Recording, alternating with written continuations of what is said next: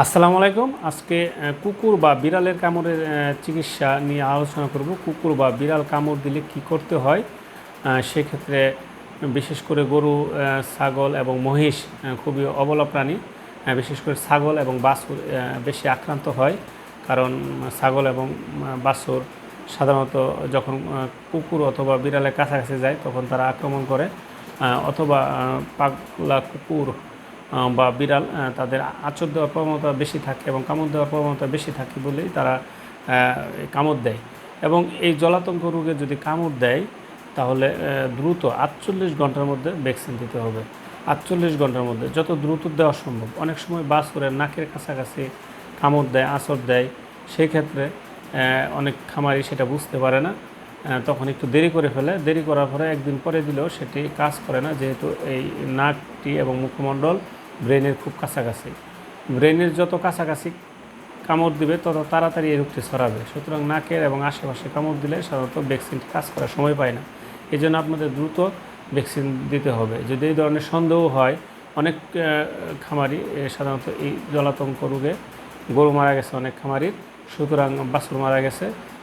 তাদের অভিযোগ ছিল যে তারা হয়তো খেয়াল করে নাই, কিন্তু কুকুরের শব্দ শুনেছে এবং কাছাকাছি গেছে, কিন্তু কোনো ধরনের দাগ পায় নাই। এই ধরনের দাগ না পাওয়া বা সন্দেহ থেকে তারা চিকিৎসা দেয় নাই। 7-8 দিন পরে বাছুরটি জলাতঙ্ক রোগে অথবা গরুটি জলাতঙ্ক রোগে আক্রান্ত হয়ে যাওয়ার পর তখন তারা ডাক্তার দেখেছে। তখন কিছুই করার থাকে না, কারণ জলাতঙ্ক রোগের কোনো চিকিৎসা নাই। এই জন্য জলাতঙ্ক রোগে যদি কুকুরের কামড়ের সন্দেহ থাকে তাহলে ভ্যাকসিন দিয়ে নিতে পারেন। সেক্ষেত্রে আপনার গরুকে দিতে পারেন, ছাগলকেও দিতে পারেন।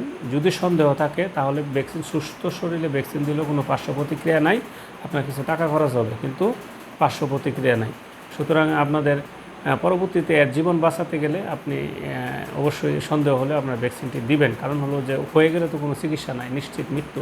সুতরাং যখন কুকুর সাধারণত গরুর কাছাকাছি থাকে অথবা আক্রমণ করার একটি সম্ভাবনা থাকে বা আপনারা খেয়াল করেন, পরবর্তীতে এরকম সন্দেহ হয়, তাহলেও ভ্যাকসিন দিয়ে নেবেন। কারণ এরকম সন্দেহের কারণেই অনেকেই কিন্তু দাগ দেখতে পায় নাই, যার কারণে ভ্যাকসিন দেয় নাই। আর ভ্যাকসিনটি না দেওয়ার কারণে পরবর্তীতে আক্রান্ত হয়ে যায় এবং গরুটি মারা যায়। বাংলাদেশে এরকম ঘটনা ঘটেছে। সুতরাং এই ধরনের ঘটনা প্রায়ই ঘটে থাকে। এখন সাধারণত বনে অথবা মাঠে ঘাটে গরু এবং ছাগল সেখানে থাকে, অনেক সময় আপনারা খেয়াল করেন না এবং করেন না, সেটি ভিন্ন কথা। কিন্তু যদি সন্দেহ হয়, আপনি কুকুরের শব্দ আপনি পেয়ে থাকেন অথবা আপনার বাছুরকে এবং ছাগলকে গরু দৌড়াতে থাকে এবং সেই সময় অনেক সময় আঁচড় দিয়ে থাকে, সেই আঁচড় বা দাগটি দেখা যায় না, সেই ক্ষেত্রে কিন্তু আঁচড় দিলেও আপনার সেটি যদি পাগলা কুকুর হয় বা আক্রান্ত বিড়াল হয় তাহলে কিন্তু আপনার এই জলাতঙ্ক রোগ হতে পারে। সেজন্য সন্দেহ হলেও আমরা ভ্যাকসিন দিয়ে দিব এবং ভ্যাকসিনটি কোনো পার্শ্ব প্রতিক্রিয়া নাই। এবং ভ্যাকসিনটি দেওয়ার নিয়ম হচ্ছে সাধারণত যত দ্রুত সম্ভব দেওয়া যায়। কামড় দেওয়ার পরে গরুর ক্ষেত্রে 4 মিলি প্রথম দিন, অর্থাৎ 1 মিলি করে 4 জায়গায় 4 মিলি দিতে হবে। তো সুতরাং 4 জায়গায় 1 মিলি করে 4 মিলি দিতে হবে প্রথম দিন গরুর ক্ষেত্রে। বাছুরের ক্ষেত্রে প্রথম দিন 3 মিলি, অর্থাৎ 1 মিলি করে 3 জায়গায়। ছাগলের ক্ষেত্রে 2 মিলি, 1 মিলি করে 2 জায়গায়। এটা হচ্ছে প্রথম দিন। তাহলে সপ্তম দিনে আবার দিতে হবে। তাহলে সপ্তম দিনে দিলে আবার ডোজটা কম। গরুর ক্ষেত্রে 3 মিলি 3 জায়গায়, অর্থাৎ 1 মিলি করে 3 মিলি। বাছুরের ক্ষেত্রে 2 মিলি এবং ছাগলের ক্ষেত্রে 1 মিলি। এবং 21তম দিনে গরুকে 3 মিলি, আবার বাছুরকে 2 মিলি এবং ছাগলকে 1 মিলি, অর্থাৎ সপ্তম দিন এবং 21তম দিনে ডোজটা ঠিক থাকবে। সপ্তম দিনে এবং 21তম দিনে ডোজটা ঠিক থাকবে এবং প্রথম দিনের যে ডোজটা পরবর্তী সপ্তম দিন এবং 21তম দিনে 1 মিলি করে 1 মিলি কমবে, 1 মিলি কমবে। তো সুতরাং প্রথম দিনের ডোজটা আপনার মনে রাখলে পরবর্তীতে কত ডোজ সেটা আপনি মনে রাখতে পারবেন। যেমন গরুর ক্ষেত্রে প্রথম দিনের ডোজ হচ্ছে 4 মিলি, তাহলে সপ্তম দিন এবং 21তম দিন হবে 3 মিলি 3 মিলি করে, অর্থাৎ 1 মিলি কম। বাছুরের ক্ষেত্রে আপনার প্রথম দিনের ডোজ হচ্ছে 3 মিলি, অর্থাৎ তাহলে সপ্তম দিনে 21তম দিনে 2 মিলি 2 মিলি করে। এবং ছাগলের ক্ষেত্রে প্রথম দিনের ডোজ হচ্ছে 2 মিলি, তাহলে সপ্তম দিন এবং 21তম দিনে 1 মিলি করে। তাহলে এবং কোনোটাই আমরা 2 মিলি একসাথে দিব না, 1 মিলি 1 মিলি করে 4 মিলি দেওয়ার প্রয়োজন, 4 মিলি আমরা একসাথে দিব না, 1 মিলি 1 মিলি করে 4 জায়গায় দিতে হবে, তাহলে ভ্যাকসিনটি ভালো কাজ করবে। এবং যে কোনো ভ্যাকসিন আপনারা খোলার পরে 2 ঘন্টা পরে তার কার্যকারিতা থাকে না। এই জন্য আপনি একটি ভ্যাকসিন এনে তারপর অর্ধেক ফ্রিজে রেখে দিয়ে বাকি অর্ধেক 7 দিন পরে দিবেন, সেটা কখনোই হবে না। যেখানে 2 ঘন্টা পরেই কাজ করে না, সেখানে আপনি ফ্রিজে রাখেন অথবা যেভাবেই রাখেন সেটা আপনার কাজ করবে না। এই জন্য 10 মিলি ভায়াল কখনোই কিনতে যাবেন না, কিনলেও সেটি আপনি প্রথম 4 দিন দিলে বাকিটুকু ফেলে দিতে হবে, সেটা রেখে দিয়ে পরে দিবেন, সেটি কাজ করবে না। এই জন্য আপনারা বর্তমানে 1 মিলি ভায়াল রয়েছে বিভিন্ন কোম্পানি, রেবিসিন রয়েছে স্কোয়ার কোম্পানি, আরবিকে রয়েছে ফার্মা অ্যান্ড ফার্মা কোম্পানির। সুতরাং এই 1 মিলি ডোজ ব্যবহার করতে পারেন। যদি এগুলো 1 মিলি ডোজ না পাওয়া যায়, তাহলে তো আপনাকে কমপক্ষে 2 মিলি অথবা 5 মিলি ডোজটাও কিনতে হবে, কিনে দিতে হবে, কিন্তু সেটা রেখে দেওয়া যাবে না, ফেলে দিতে হবে। সেক্ষেত্রে আপনার খরচটা বেশি হবে, অর্থাৎ প্রতিদিনই ফেলে দিতে হবে দেওয়ার পর। সুতরাং এই বিষয়গুলো মেনটেন করলে এই জলাতঙ্ক রোগ প্রতিরোধ করা যায়। তাছাড়া সুস্থ বিড়াল অথবা কুকুরে কামড়ালে গরুর কোনো রোগ হয় না। সেক্ষেত্রে আপনারা সুস্থ বা অসুস্থ কিনা এই বিষয়ে যদি সন্দেহ থাকে তাহলে ভ্যাকসিন দিয়ে নেবেন, কারণ সুস্থ শরীরে ভ্যাকসিন দেওয়া যায়।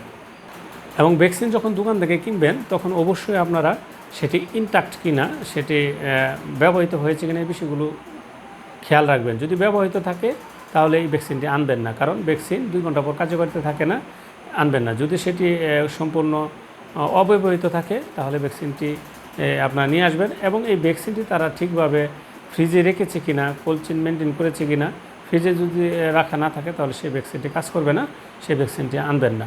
সুতরাং ভ্যাকসিনটি আপনারা নিয়ে আসবেন সম্পূর্ণ ইনট্যাক্ট অবস্থায়, অর্থাৎ সে অব্যবহৃত অবস্থায়, এবং সেটি খোলার পর 2 ঘন্টার মধ্যেই ব্যবহার করতে হবে। আর পরবর্তীতে আর ব্যবহার করা যাবে না। পরবর্তী 7ম দিনে এবং 21তম দিনে আবার নতুন করে ব্যবহার করতে হবে।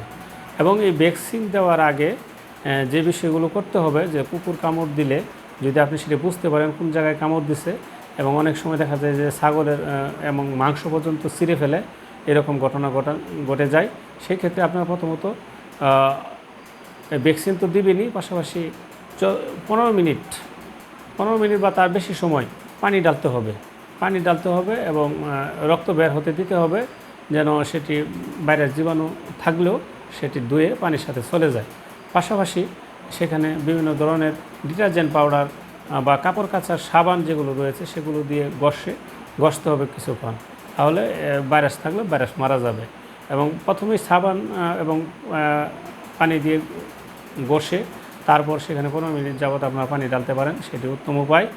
এবং সেটি করার পরে আপনার যত দ্রুত সম্ভব আপনারা ভ্যাকসিন দিয়ে নেবেন, তাহলে এই ধরনের রোগটি হবে না। মনে রাখতে হবে, এই ধরনের জলাতঙ্ক রোগটি যদি হয়ে যায় তার কোনো চিকিৎসা নাই। সাধারণত তার কোন জায়গায় কামড় দিয়েছে তার উপর ভিত্তি করে 7 থেকে 1 মাসের মধ্যেই বেশিরভাগ ক্ষেত্রে প্রকাশ পায়। খুব কম সংখ্যক 1%-এরও কম সেটি 1 মাসের পরেও বা 1 বছরের মধ্যেও সেটি প্রকাশ পেতে পারে। সাধারণত 1 বছরের পরে প্রকাশ পায় না। সাধারণত জলাতঙ্ক রোগের ভ্যাকসিনটি মাংসেই দেওয়া হয়, সেটি চামড়া নিচে দেওয়া হয় না, কারণ অন্যান্য ভ্যাকসিন কিন্তু সব চামড়া নিচে দেওয়া হয়। সেক্ষেত্রে জলাতঙ্ক রোগের ভ্যাকসিনটি একদম ব্যতিক্রম, সেটি মাংসে দেওয়া যায় এবং মাংসে দিতে পারবেন। এবং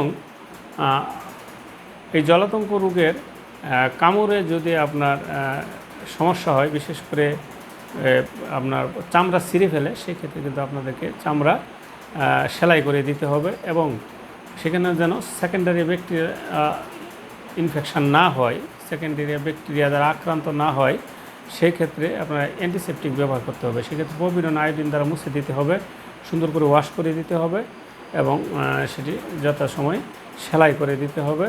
এবং বেশি যদি ক্ষত সৃষ্টি হয়ে যায় তাহলে অ্যান্টিবায়োটিক ব্যবহার করতে হবে ভেটেরিনারি চিকিৎসকের পরামর্শে, তাহলে দ্রুত গাটি শুকিয়ে যাবে। কিন্তু জলাতঙ্ক রোগের ভ্যাকসিন দিলেন ঠিকই, কিন্তু যদি গাটা না শুকায় তাহলে সেখানে ইনফেকশন হয়ে যেতে পারে, পোকার আক্রমণ হতে পারে, একটু জটিল সমস্যা হতে পারে। সেই জন্য নিয়মিত ড্রেসিং এবং অ্যান্টিবায়োটিক দিলে গাটি শুকিয়ে যাবে যদি বেশি আক্রান্ত হয়, এরকম হয়।